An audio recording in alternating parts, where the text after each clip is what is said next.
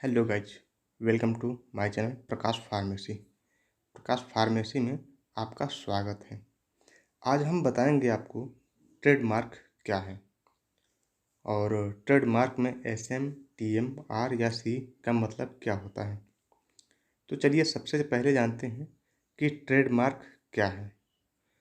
Trademark एक नाम का ट्रेडमार्क आप ले सकते हैं, एक लोगो का ट्रेडमार्क आप ले सकते हैं, टैगलाइन या स्लोगन एक ट्रेडमार्क हो सकता है। तो सबसे पहले हम जानते हैं एस एम और टी एम का मतलब क्या होता है। तो सबसे पहले जानते हैं एस एम और टी एम का फुल फॉर्म। तो एस एम का फुल फॉर्म होता है सर्विस मार्क और टी एम का फुल फॉर्म होता है ट्रेडमार्क। एस एम या टी एम जो है एक ही चीज़ है, दोनों को एक ही अर्थ होता है। तो चलिए जानते हैं कि एस एम या टी एम का इस्तेमाल कब किया जाता है। तो एस एम या टी एम यह दर्शाता है कि ट्रेडमार्क हालांकि रजिस्टर्ड नहीं किया गया है, लेकिन उसी के लिए एक अपील लंबित है। ऐसा कोई विशेष कानूनी महत्व नहीं है क्योंकि अधिकारियों द्वारा अभी तक यह आवेदन स्वीकार नहीं किया गया है। अर्थात एस एम या टी एम वही लिखते हैं, वही कंपनियां लिखती हैं अपने नाम के आगे, अपने ब्रांड नेम के आगे, जिसने ट्रेडमार्क के लिए रजिस्ट्रेशन करवा रखा है। ट्रेडमार्क अधिकारियों ने उसे स्वीकार नहीं किया है, लेकिन वह रजिस्ट्रेशन के लिए अप्लाई कर चुका है।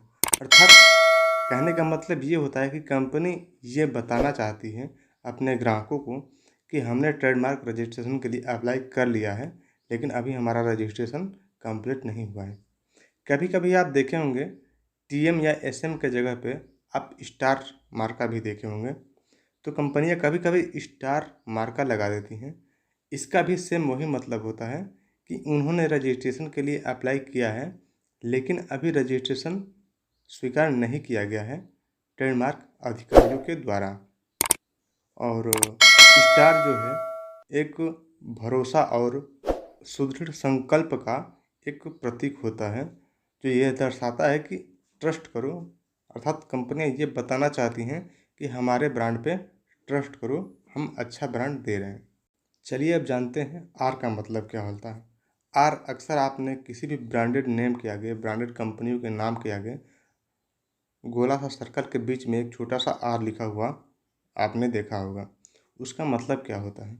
उसका मतलब ये होता है, यह व्यक्त करता है कि ट्रेडमार्क आधिकारिक तौर पर लिस्टेड है,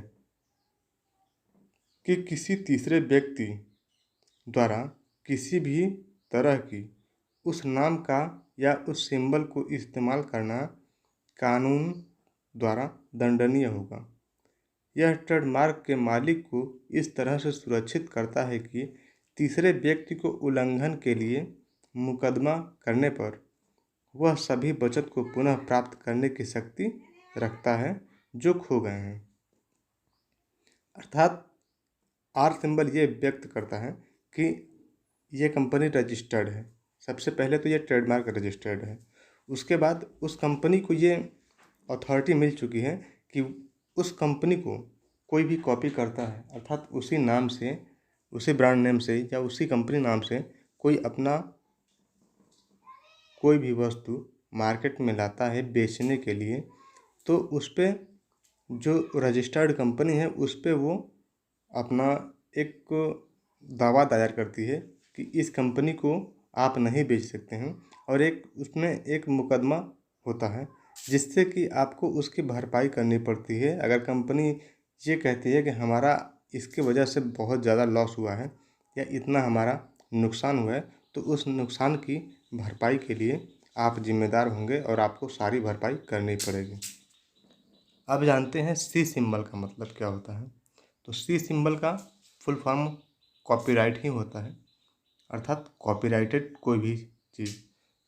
तो इसमें कौन कौन सी चीज़ें आते हैं जानते हैं। कॉपीराइट में सी प्रतीक का उपयोग आमतौर पर कॉपीराइट के लिए किया जाता है। किसी भी कार्य से संबंधित आरक्षित अधिकार जिसे कॉपीराइट किया जा सकता है, जैसे फोटोग्राफी, वीडियोग्राफी, कलाकृति, किताबें। यह प्रतीक आमतौर पर कॉपीराइट धारक के नाम और पहले प्रकाशन के वर्ष के बाद होता है। अर्थात इसमें ज़्यादातर ये आते हैं, जैसे कोई भी स्क्रिप्ट, अर्थात कोई भी राइटर जो है कोई भी अपनी बुक या मूवी का कोई भी स्क्रिप्ट लिखता है या कुछ भी लिखता है, तो सबसे पहले लिखता है उसका उस पर अधिकार होता है, तो इसे भी ट्रेडमार्क करवाना पड़ता है। उसके बाद से उसका उस पर अधिकार हो जाता है। अर्थात जिसने सबसे पहले ट्रेडमार्क करवा लिया उस बुक का या उस कलाकृति का या उस मूवी का स्क्रिप्ट जो है उस पर उसका अधिकार होता है। उसके बाद अगर कोई भी उस पर लिखता है तो उसे कॉपीराइटेड कहते हैं। अर्थात कोई भी जैसे सॉन्ग भी है, कोई सबसे पहले जो सॉन्ग गा ले और उसे ट्रेडमार्क करवा ले, तो उसके बाद अगर कोई उस सॉन्ग को गाए तो उसे कॉपीराइटेड सॉन्ग कहते हैं। अब आते हैं कि किसे हम ट्रेडमार्क नहीं करा सकते हैं। आखिर कौन सा ऐसा नाम है जिसे हम ट्रेडमार्क नहीं करवा सकते हैं। तो उसमें सबसे पहले आता है प्राकृतिक संपदा। कि कोई भी प्राकृतिक संपदा है तो उसे हम ट्रेडमार्क नहीं करवा सकते हैं। कोई भी ऐतिहासिक धरोहर है, ऐतिहासिक संपदा है, तो उसे भी हम ट्रेडमार्क नहीं करवा सकते हैं। या कोई भी राष्ट्रीय संपदा है तो उसे भी हम ट्रेडमार्क नहीं करवा सकते हैं। ट्रेडमार्क वो होता है जो आईपी इंडिया के वेबसाइट पे जाके उसे एक रजिस्ट्रेशन करवाना पड़ता है। आईपी इंडिया का फुल फॉर्म होता है इंटेलेक्चुअल प्रॉपर्टी ऑफ इंडिया।